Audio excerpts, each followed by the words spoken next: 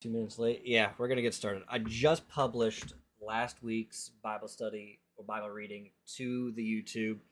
Now we're gonna do today's. All right, here we go. Let's get started. This is Matthew chapter 13, the parable of the sower. On the same day, Jesus went out of the house and sat by the sea, and great multitudes were gathered together to him, so that he got into a boat and sat, and the whole multitude stood on the shore. So, just to paint a picture, he was teaching, and there were so many people coming to listen to him because he's God. They didn't know this yet. I don't. Yeah, they didn't know this yet, but they think he's some prophet, and so a whole bunch of people are gathering to listen to him speak. He gets on a boat, so he's taller than everybody, while they're all on the shore listening. Then he spoke many things to them in parables, saying, "Behold, a sower went out to sow." I'm going to come over here so I'm closer to the mic. A sower went out to sow, and he sowed. Some seed fell by the wayside, and the birds came and devoured them. Some fell on the stony places where they did not have much earth, and they immediately sprang up because they had no depth of earth. But when the sun was up, they were scorched, and because they had no root, they withered away. And some fell among thorns, and the thorns sprang up and choked them. But others fell on the good ground and yielded a crop. Some 100-fold, some 60, some 30. He who has ears to hear, let him hear. I'm going to read this last part again, chat. And some fell among thorns, and the thorns sprang up and choked them. But others fell on the good ground and yielded a crop. Some 100-fold, some 60, some 30. He who has ears to hear, let him hear. So, how I understand this one to be is that imagine you are the seed being sowed, and the only way, and you can fall into sin. Let's just call it sin, a broad spectrum of sin. You're landing on the rocks, you're landing on the thorns, but with Christ, you can land on the good ground and be fruitful 100-fold. Better. The purpose of parables. And the disciples came and said to him, "Why do you speak to them in parables?" He answered and said to them, "Because it has been given to you to know the mysteries of the kingdom of heaven, but to them it has not been given. For whoever has, to him more will be given, and he will have abundance. But whoever does not have, even what he has will be taken away from him. Therefore I speak to them in parables, because seeing they do not see, and hearing they do not hear, nor do they understand. And in them the prophecy of Isaiah is fulfilled, which says, Hearing you will hear and shall not understand, and seeing you will see and not perceive. For the hearts of this people have grown dull, their ears are hard of hearing, and their eyes they have closed, lest they should see with their eyes, and hear with their ears, lest they should understand with their hearts and turn, so that I should heal them. But blessed are your eyes, for they see, and your ears, for they hear. For assuredly I say to you, that many prophets and righteous men desired to see what you see, and did not see it, and to hear what you hear, and did not hear it. What he's saying is that the reason why he speaks in parables and not straight up giving them the facts of heaven or giving them the facts of sight or anything like showing or letting them hear. He speaks to them in parables because it is a thought process that sticks in your mind. Okay, what does he mean by sowing seeds? Like the seeds fall on the ground, but it only does something good if it falls on good ground, good earth. And so he's saying to them, he provokes a thought by speaking in parables instead of saying, I'm God. Okay, you're God. What does that mean to me? He understands that if they hear these things, they are not going to listen and not going to believe him. He speaks to them in parables to educate them on the fact and let them think for themselves so they themselves can teach themselves. I need to listen to this person. I need to see this person. A parable of the sower explained. Therefore, hear the parable of the sower. When anyone hears the word of the kingdom and does not understand it, then the wicked one comes and snatches away what was sown in his heart. This is he who received seed by the wayside.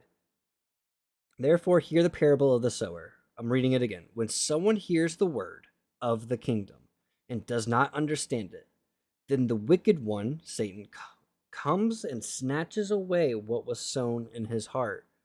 This is he who received the seed by the wayside. But he who received the seed on the stony places, this is he who hears the word and immediately receives it with joy. Yet he has no root in himself, but endures only for a while. For when tribulation or persecution arises because of the word, immediately he stumbles. I mean, like I said, I was correct. We are ourselves the seed, but he explains it better of what he meant. We are a seed that falls on the stone.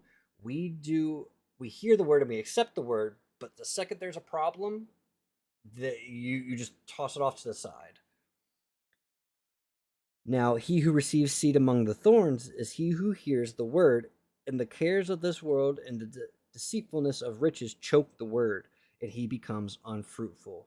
But he who receives seed on the good ground is he who hears the word and understands it, he who indeed bears fruit and produces, some 100-fold, some 60, some 30. And more in depth when he's talking about those who are the seed that fall on thorns are the ones who are worldly. They chase riches and are deceitful to do so. They themselves never understood God, didn't want to. They fell in love with their own sin. I feel kind of proud of myself that I got that one right. The parable of the wheat and the tares. Another parable he put forth to them, saying, The kingdom of heaven is like a man who sowed good seed in his field. But while men slept, his enemy came and sowed tares among the wheat and went his way. But when the grain had sprouted and produced a crop, then the tares also appeared. So the servants of the owner came and said to him, Sir, do you not sow good seed in your field? How then does it have tares? Okay, we need to look up tares because I don't exactly understand what they're trying to say by there's tares in the wheat. What does tares mean in the Bible? Yeah, tares. The tares represent evil doctrines and those who spread them. Tares in the wheat.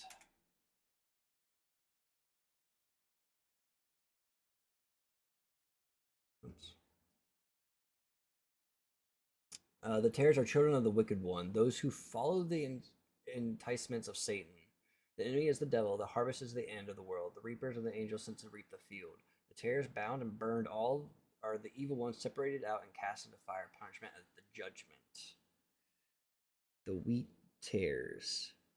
We're not getting what we need. But when the grain had sprouted and produced a crop, then the tares also appeared. So the servants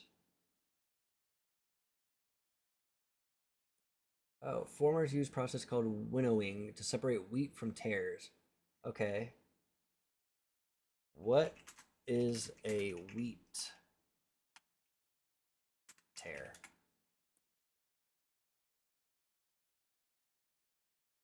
Images.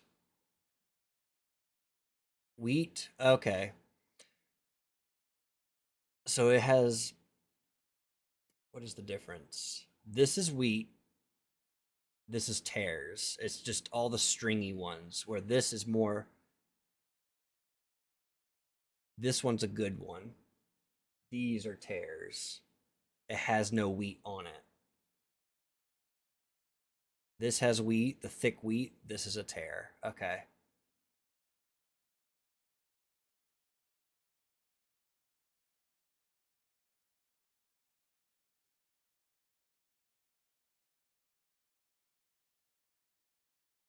Tares, wheat. It just has the thick stuff on it. So yeah, just straight up growing bad crop. Understood. Understood. He just straight. it straight up just talked about growing bad crops. Hey, real deal. So the servant of the owner came and said to him, Sir, do you not sow good seed in your field? How then does it have tares? He said to them, An enemy has done this. The servant said to him, Do you want us then to go and gather them up? But he said, No, lest while you gather up the tares, you also uproot the wheat with them. Let both grow together until the harvest. In the time of harvest, I will say to the reapers, First gather together the tares, and bind them in bundles to burn them, but gather the wheat into my barn. He's making a good situation of a bad. He's making a good situation of the bad. I think that's what that parable means. The parable of the mustard seed. Another parable he puts forth to them, saying, The kingdom of heaven is like a mustard seed, which a man took and sowed in his field, which indeed is the least of all the seeds. But when it is grown, it is greater than the herbs and becomes a tree, so that the birds of the air come and nest in its branches. The parable of the leaven. I think that the mustard seed parable is that because there, I think it kind of hearkens to what Jesus said is that as long as you have a mustard seed size of faith, you can move mountains. And I think what it really kind of goes along with this is that when you sow the seed of that faith, it grows into something huge and massive. The parable of the leaven. Another parable he spoke to them. The kingdom of heaven is like leaven, which a woman took and hid in 3 measures of meal till it was all leavened. A parable of leaven.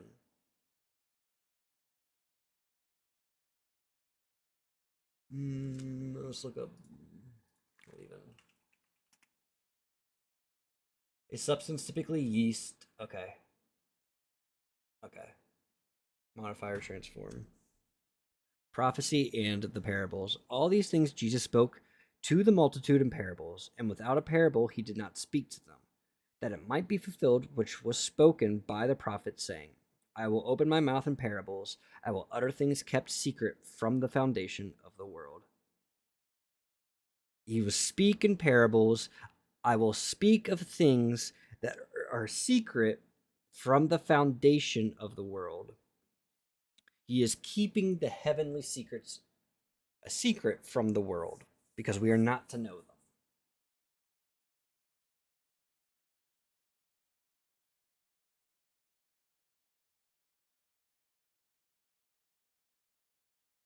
Yeah, you guys grow tares because you're not good farmers. I was in a Rocket League tournament. Did you win at least? I'm blaming both of this on Jay. No, probably not. Also, boys, I have a car in Fortnite y'all won't ever get. It won't be in the item shop either.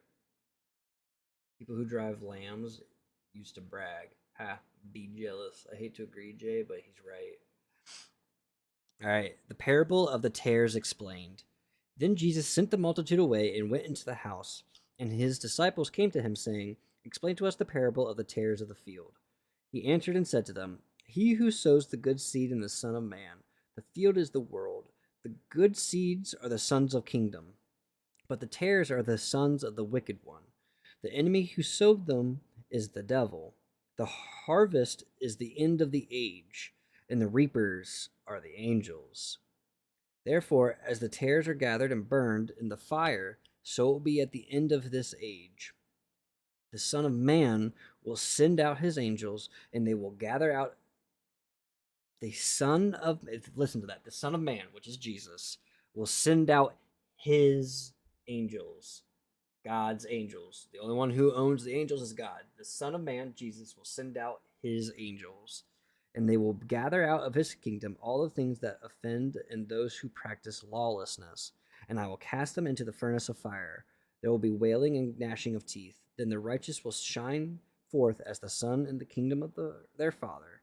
He who has ears to hear, let him hear. The parable. So I wasn't necessarily too correct on the wheat and tares. A lot of different kind of aspects. Like the tares are the children of the fallen one. The field itself is the earth, and the wheat are Christians. And he said, burn the tares, meaning the ones who do not believe are going to be burned in hell. The parable of the hidden treasure. Again, the kingdom of heaven is like treasure hidden in a field, which a man found and hid. For joy over it goes and sells all that he has and buys that field.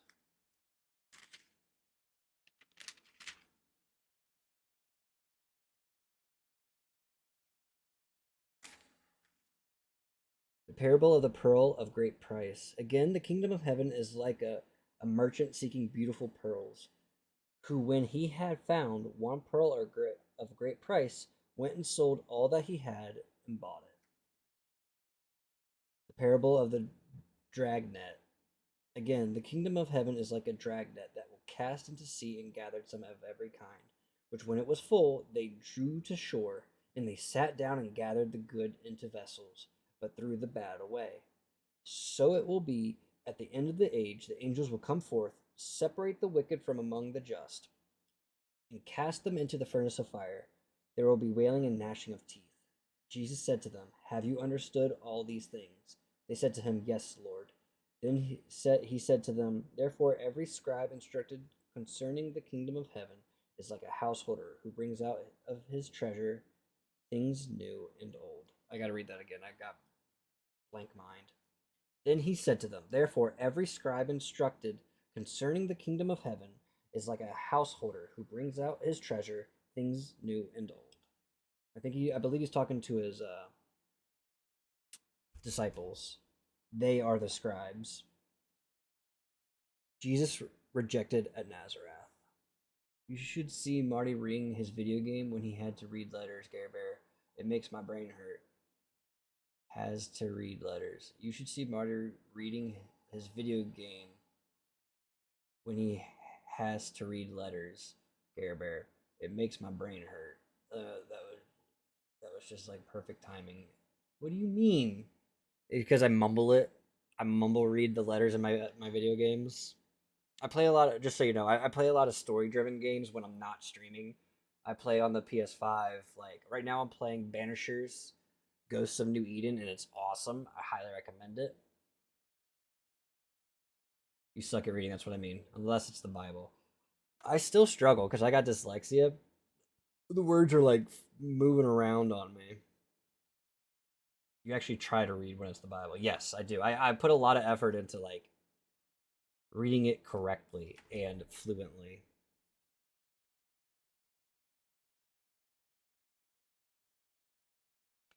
All right. Jesus rejected at Nazareth. Now it came to pass when Jesus had finished these parables that he departed from there. When he had come to his own country, he taught them in their synagogue, so that they were astonished and said, "Where did this man get this wisdom and these mighty works? Is this not the carpenter's son? Is not his mother called Mary? And his brothers James, Joseph, Joseph, Joseph, Jose, Hoseas, Hoseas, maybe?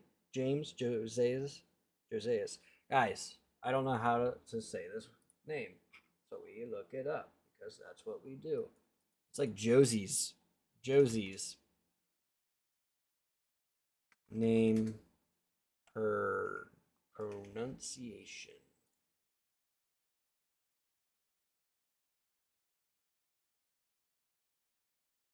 No, it's not. It's not.